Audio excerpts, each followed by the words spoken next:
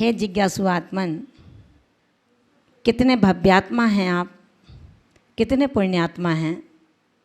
मोक्ष का मूल सुनने की जो जिज्ञासा है, इच्छा है, जो लक्ष्य है, इससे पता चलता है कि आप भी भव्य हैं और भव्य का एक ना एक दिन संसार से निस्तारण होता ही होता है।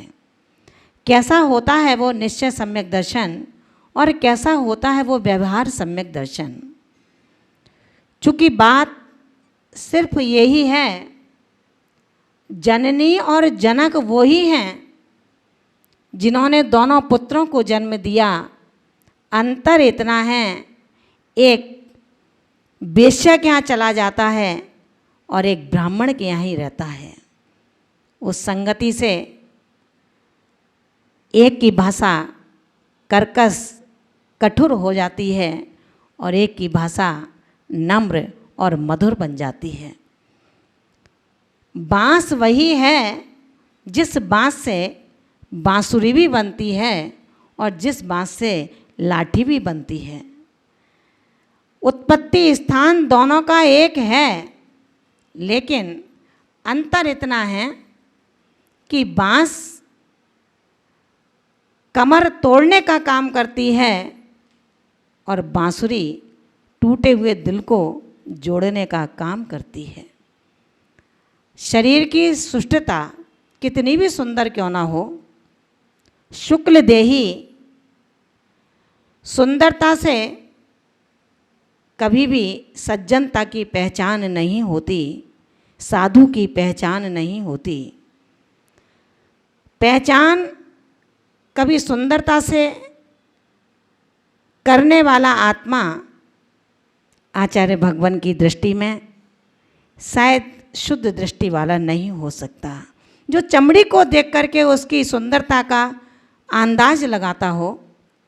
आचार्य भगवंत कहते हैं, कौवा और कोयल दोनों ही वर्ण से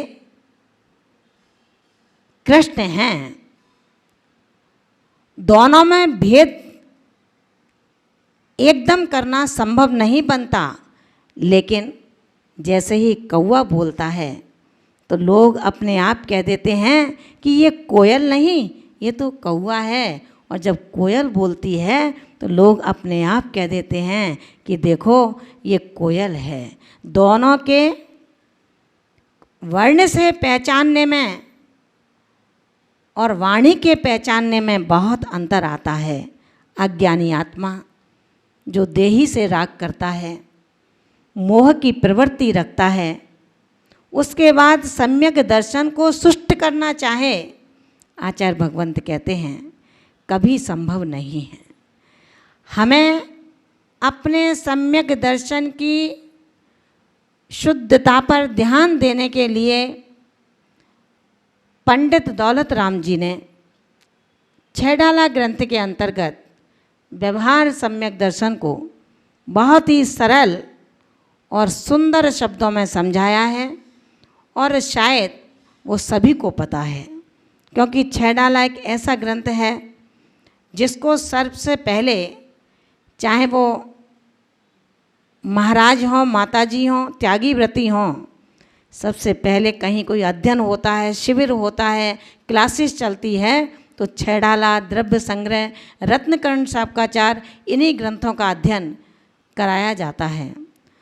छैडाला के अंतर्गत जब पंडित दौलत राम जी कहते हैं, जीव अजीब तत्व और आश्रव बंधन संबर जानो, निर्जर मोक्ष कहें जिन तिनको ज्यों का त्यों सरधानो, है सोई समकित व्यवहारी अभिन रूप बखानो, तिनको सुन सामान्य विषय से दृढ़ प्रतीत उर आनो।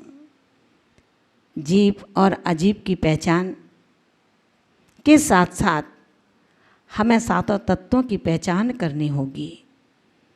अगर जीव नहीं है, अजीब नहीं है, तो इष्टोपदेशकार ने बहुत ही सुंदर शब्दों में कहा है, जीवोन्न पुद्गलश्चान्य इत्येसो तत्व संग्रह। जो जीव और अजीव तत्व हैं। बस आप इनको ही समझ लो, ये ही सारभूत तत्व हैं, बाकी तो इसका विस्तार कहा गया है।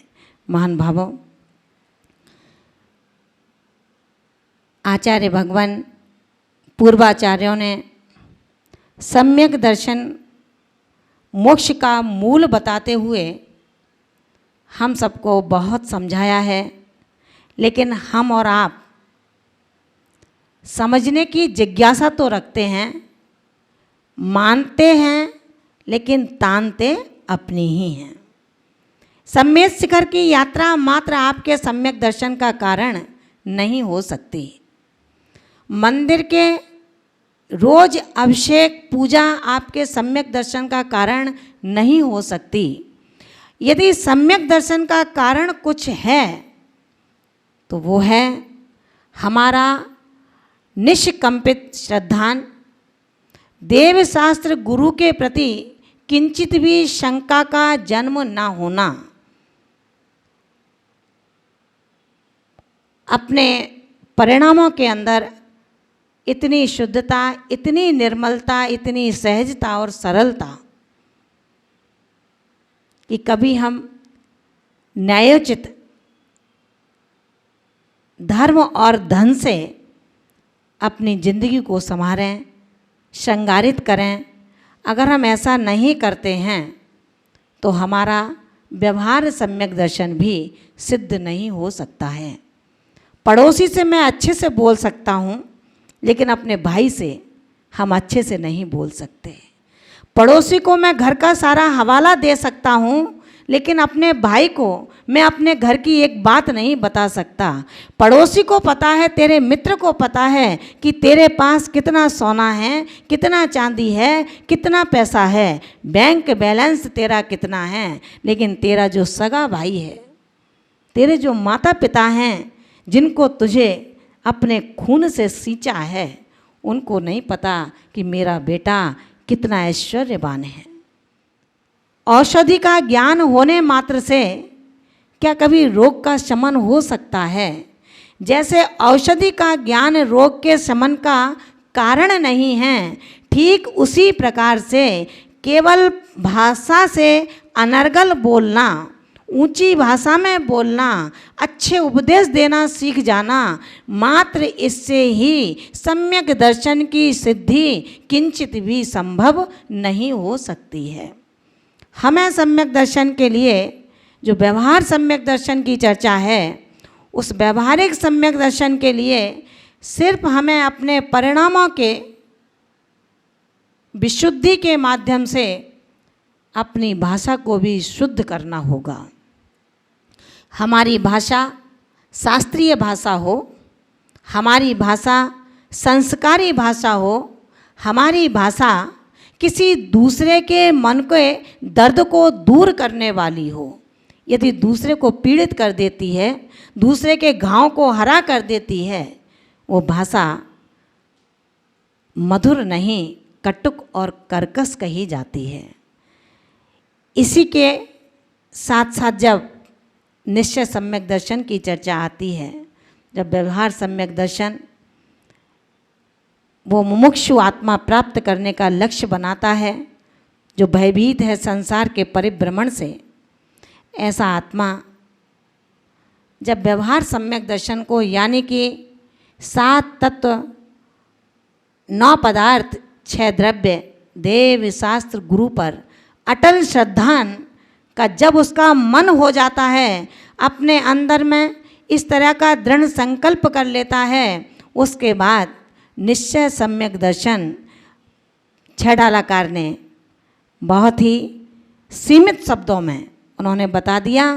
पर द्रव्यंते भिन्न आप में रुचि सम्यक्त भला है। जो पर द्रव्यों से भिन्नता है, ये द्रव्य मेरा नहीं है, ये घर मेरा नहीं है, ये स्त्री पुत्र मित्र मेरे नहीं हैं। आचार्य भगवंत कहते हैं कि रे भव्यात्मा, क्यों इतने दूर की सोचता है? घर मकान पुत्र पुत्रादि ऐश्वर्य, यश, दौलत, नाम, ये तो बहुत दूर की चीज़ है। जिस देह में तेरा देही विराजमान है, जिस शरीर में तेरा आत्मा विराजमान है, वो भी तेरा नहीं है। आचार्य अमित गत स्वामी द्वात्रिंशत् स्तोत्र के अंतर्गत 27वें काव्य में कहते हैं, यस्यास्ति नैक्यं वपुषापि सार्धं तस्यास्ति किं पुत्र कलत्र मित्रे पृथक्यते चर्मणिरोमकूपा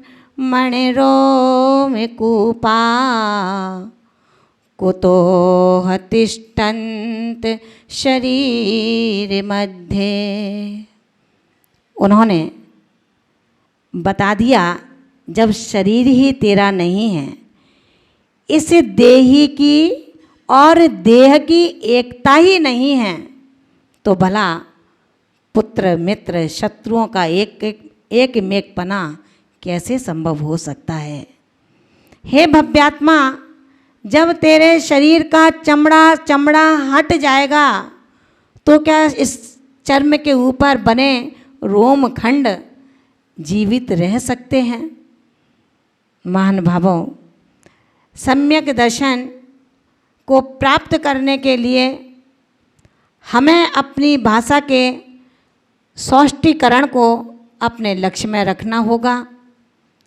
आपके अंदर जो कसायों का अंबार है, राग द्वेष का जो जाल है, ममकार ईर्ष्या की जो ईंधन है, वो ईंधन आपके अंदर अंदर ऐसे सुलग रही है जैसे रुई के अंदर अंगारा। लेकिन ध्यान रखना कि पाप और पारा कभी छिप नहीं सकता। ठीक उसी प्रकार जैसे पानी में डाला गया तेल कभी छिपाया नहीं जा सकता, जल में डाली गई गेंद कभी छिपाई नहीं जा सकती, ठीक इसी प्रकार पाप वृत्ति, अशुभ परिणाम कभी उस आत्मा से दूर नहीं होते। इसलिए हम सिर्फ अपने जीवन में मोक्ष का मूल जो आचार्य भगवान ने हमें दिया कि सम्यक दर्शन जो मोक्ष का मूल है, जड़ है, बिना सम्यक दर्शन के ना ज्ञान सम्यक हो सकता है। जब ना दर्शन है ना ज्ञान है तो भला चारित्र के फल की हम कैसे प्राप्ति कर सकते हैं। और जब चारित्र का फल नहीं है तो मोक्ष का स्वाद कभी संभव हो नहीं सकता है। इसलिए सम्यक दर्शन को प्राप्त करने के लिए जो मोक्ष रूपी महावृक्ष का मूल सम्यक दर्शन बताया, जिसके दो भेद, व्यवहार सम्यक दर्शन और निश्चय सम्यक दर्शन। व्यवहार सम्यक दर्शन हमारी वाणी में, व्यवहार सम्यक दर्शन हमारे भावों में, व्यवहार सम्यक दर्शन हमारे आचरण में कैसे उठा जाता है, कैसे बैठा जाता है, कैसे खाया जाता है, कैसे कमाया जाता है, ये व्यवहार सम्यक दर्शन की विधा जिसके अंदर समाहित हो जाती है, उसे ना धन का लालच होता है, ना मित्रों का लालच होता है, और ना अपने यश और नाम का लालच होता है। सम्यक दृष्टि वो नहीं है किसी दूसरे को नाम को हटा करके अपना नाम लगाता हो। सम्यक दृष्टि वो नहीं है कि अपना घर छोड़ करके अपना मठ बनाता हो। ये निश्चित बात है कि क्षेत्र और तीर्थों का उन्नयन किया जाए, मंदिर और प्रतिमाओं की प्रतिष्ठाएं कराई जाएं, ये पुण्य के काम हैं जिसका फल हमें चक्रवृद्धि ब्याज के साथ में मिलता है। लेकिन किसी क्षेत्र और तीर्थ बनाने का तात्पर्य ये नहीं है जैसे एक गृहस्थ अपने खून पसीने की कमाई से अपने रहने के लिए मकान बनाता है, उसको भी आचार्य देव कहते हैं कि जिस ईंट पर तेरा नाम भी नहीं है, उसको तू अपना घर कहता है। और जब कोई नहीं मानता तो एक नेम प्लेट लगा लेता है कि ये मेरा घर है। अरे घर बनाने के लिए तो वो पक्षी भी हैं, अपना घर बनाते हैं, घोंसला बनाते हैं, जानवर अपनी गुफाएं बना ढूंढते हैं, और पक्षी अपने घोंसलों को बनाते हैं। लेकिन कहीं किसी जानवर के घोंसले में, बिल में, गुफा में शायद उनकी नेम प्लेट हमने कभी नहीं देखी है। एक मनुष्य ऐसा है जो अपने दम्भ को पूरा करता है, 4 ईंटों का घर बना करके उस पर अपनी नेम प्लेट लगाता है कि ये मेरा घर है। जब बुलावा आता है तो वो वकील उस यमराज से भी लड़ाई करता है, भाई तुमने मुझे यहाँ कैसे बुला लिया जब तक मेरे पास किसी प्रकार का कोई वारंट नहीं था। यमराज घबरा जाता है। उसने कहा कि शायद आप भूल गए, आपको मैंने 1 नहीं 2 नहीं 3 वारंट भेजे थे।